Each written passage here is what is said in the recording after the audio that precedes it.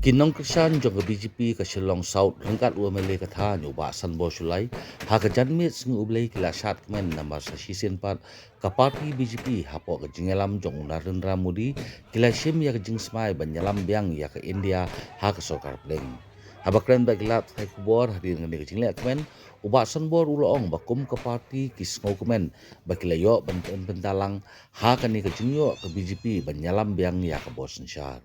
Ulong ru bawa la ke parti ka klem pinyang kertong na selong batura hindri kila trebor ba apat ban kersan na ka benda ki kertong jong ke NPP kat kum ke jing betha na ki bor bahalor ke parti.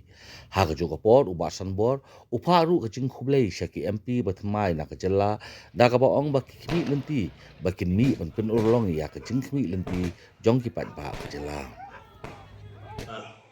Kalau ngasih ke ba kemen hadu rata menta kasih ke ba u Prime Minister Badan Buram jongi Narendra Modi ji badairu no yalam bakli do jong BGP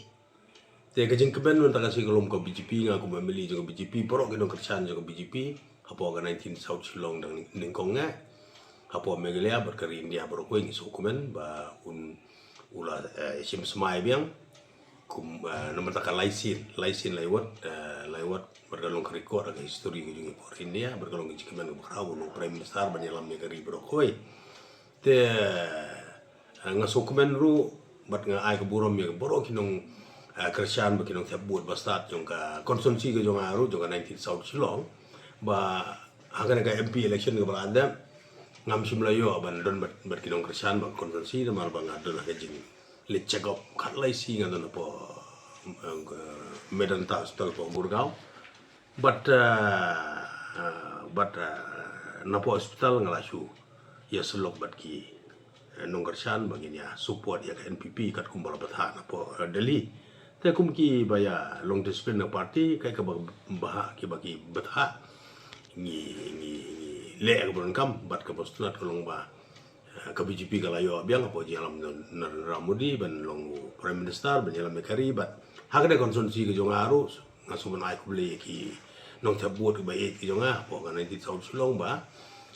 ngajob hakde ka